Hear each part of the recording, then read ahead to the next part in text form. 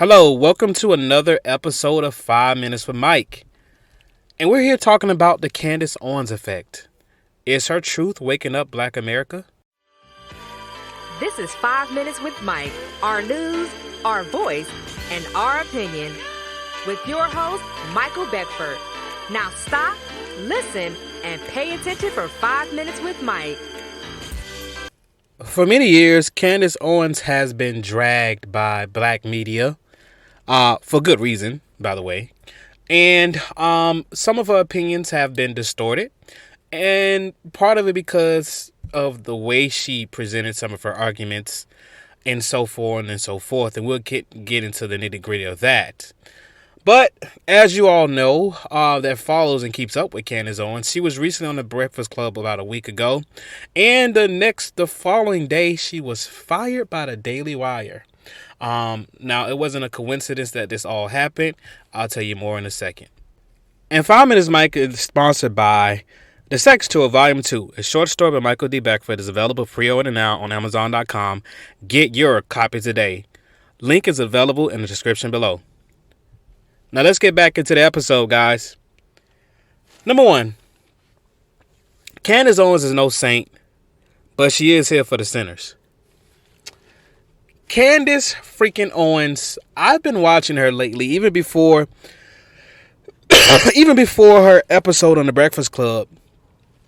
I've been noticing some of her opinions on things, some of her outlooks and conversations in regards to Black culture. Now, there are some things I definitely don't agree with Candace Owens on. I know she said this one time, that's like the number one disclaimer for most, Black media companies, which I am a Black media company. However small I am today, God knows that we're growing. But at the end of the day, there are some things I can agree with her on. I can agree with her that the Democratic Party sucks for Black people. And it's been sucking for Black people for the past 50 years or so. I disagree with her on the fact that she talked about some things with George Floyd and that it was kind of a myth what happened to him and he was just on drugs and all that, and that's why he died. When clearly we saw the 8 minutes and something. Well, actually, I didn't see it to this day because I can't watch it. Stuff like that makes me mad. But the world saw for 8 minutes, and I did go out and protest during that time proudly. But for 8 minutes and something odd seconds, George Floyd, had a knee on his neck, right? And we all know the outcome of that happened. The true outcome, not the spin that Candace Owens did. All right. So, yeah. So, like I said, there are some things I can agree with her on. Some things, hey, I can staunchly disagree with her on. But when it came down to some of her quotes, especially recently on the Breakfast Club in regards to the Black family and the separation thereof, which these are talking points that all of us already kind of know about, that looks and does anything when it comes down to politics, she's right on point. Here's what I disagree with her on. Candace Owens, which I have no problem with who she want to marry, who she want to love, but Candace Owens, which was also rightfully pointed out in social media, she basically said on a nutshell that she couldn't find, the reason she's married a white husband is that she couldn't find an intelligent Black man that is comparable to her. That's basically what she said on a nutshell. She beat around the bush, turned it around, spanked that quote. But at the end of the day, that's what she basically said. When I know within myself, and I know that there's a plethora of Black men, because for fact, Candace Owens, Black men, Black people in general, not only built this nation, but most of the inventions and things like that we use, stoplight, refrigerator, like most things that we use on a daily basis was invented by Black people. Black people. And just like our women were raped and robbed of their dignity, our engineers, our inventors were raped and robbed of their inventions. And yes, the white man, which represents your husband, took it. Okay? They took it. They took our stuff and they made cool amounts of money. Just ask the woman who donated her blood, and they got certain Henrietta Lacks or something of that nature. They did a movie on her on HBO. But they took her blood basically and realized that her blood can be the open door to many cures and other things like that. Her family has not gotten a dime a dime from them sampling her blood and it being used for basically miracles in the medical facilities. And these companies, these big companies, have made billions of dollars off of certain life-saving and or whatever when it came down to the medical industry. Okay. So, yes, black men, black women, but black men, we are, in fact, intelligent individuals. And I hate to have to get on my high horse about this, but yeah, Candace. Number two, I don't like the fact that they're framing Candace Owens as an anti-Semite. Now, I'm not here to be a defender of Candace Owens. I'd like to look at things on both sides of the aisle. Like I said, I've been watching some of her episodes, or quote unquote, secretly watching some of her episodes because, Candace Owens is like the boogeyman or boogie woman in the black community. And rightfully so, because of a lot of crap that she said about black people in general, or basically caping for her masters, aka the people that pay her to disregard and basically just say all kind of crap when it came down to people of color. Okay, so rightfully so. But and these same people now, which is a part of the Daily Wire and Ben Shapiro, they don't like that her views has kind of shifted. So they sent the attack dog to attack people that look like me, and it was no problem with the messaging that she used in terms of these particular things. Like, oh yeah, get him, Candace, tell him. Because guess what? They used her as a black face for white talking points. But now that she shifted her prerogative and shifted kind of her mindset and is basically having an awakening of her own, per se, and she does not agree with what's going on in Palestine. She don't like a certain rabbi because he's been attacking her and things like that.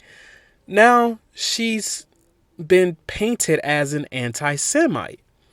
And so when I also looked at her interview with another particular rabbi, which was a most recent interview, you guys are good on YouTube, one of her most recent interviews before she was fired from the Daily Wire, she got into it with this particular rabbi. Now, she was respectful the whole time in regards to the rabbi, but with the messaging, he came on her show to basically call her an anti-Semite, and he left the show to still consider her an anti-Semite. Now, I guess maybe because of the situation that happened with Ye, aka Kanye, I don't see Candace as being an anti-Semite, and she is friends with Kanye West. I see her as just having a disagreement with, let's say, the Israeli state, not necessarily the Jewish people. And also individuals within the diaspora of Judaism, of Jews, essentially. And what I mean by that is, Rabbi Shmuley. That's who been her biggest opponent. And so I can't really consider her, at least not in my mind, an anti-Semite, which is not, quote unquote, my judgment call, because I'm not that. But if I have a problem with one particular person in the Jewish community, why all of a sudden does that make me anti everybody? No, it makes me anti that particular individual. No difference as if I have a problem with, let's say, Russell Simmons, and he's a part of the black community. It doesn't mean I'm anti-black. I just have a problem with Russell Simmons. So that part of, to me, where they tried to basically smear her in that particular edifice, to me was wrong. But I think there's another reason all this stuff started happening as well. Which brings me to number 3. I think this was all a setup in some ways on Candace's behalf, because she's a very smart, intelligent black woman, to get herself off the Daily Wire. I think that Candace Owens, especially after Ben Shapiro had made a particular comment a couple months ago in regards to how he felt about Candace, both a clip that hit the TikTok streets, and also this particular clip. Also, some Twitter things he said on Twitter about her. I think she was kind of started to move and say, hey, I don't need to take this from this guy. I got my audience. I got my people. And now I'm going to find more people, henceforth, why she did the Joe Budden podcast and the Breakfast Club. But now I'm going to find more people that's going to basically be on my side, and I'm going to consume these millions of individuals. And as she wrote in her quote the day after she was fired, or shall I say the same day that she was fired, she wrote on her Twitter, finally she's free. So I think that also that she did make certain plays to get herself out of the Daily Wire contract to essentially force Ben Shapiro, who says he couldn't fire her, and that's what Candace said as well. But the quote unquote CEO, Mr. Boring, he did emphatically fire her, and they made that announcement on Twitter. So I think that Candace Owens is a lightning rod of course of controversy. I'm also seeing a lot of blacks are, starting to listen to what she said or what she has to say, specifically based upon the Breakfast Club interview. And I know some people are like, no, you guys can't jump on the Candace Owens train now because she said all this stuff against black people. And I'm definitely not jumping on the Candace Owens train, but damn it, I'm tired of the damn Democrats train too. I'm tired of old heads telling us that we need to vote for Democrats just because that's what mama and grandmama did. I'm tired of people saying that it's always going to be all right because it's going to be all right. And we still singing them damn old slavery songs. Lift every voice and sing and all of the stuff. And I have a problem with lift every voice and sing. And I don't have a problem with Juneteenth. But I do have a problem with the fact that we have not taken any for sure action when it comes down to the black community. And we're still suffering. We're still suffering the same fate that we've been suffering 50, 60, 70, 100 years ago. That's what I'm tired of. So, yeah, we can all, whether it's the right, the left, black, white, whatever, look at Candace Owens as the boogie girl of our day. But there are some things she's saying that does make some sense. And I'm tired of grandmama and all these other folks that no matter what, gonna vote for good old 1994 Biden that passed the most strictest crime bills ever, and all us keep voting for these Democrats in our party, in Democratic Party, with these Democratic mayors that are handing out money to everybody else but us. All right. Sick and tired of it. Sick and tired of it. Now, I'm not no Republican, because believe me, they got some bad things that they own as well.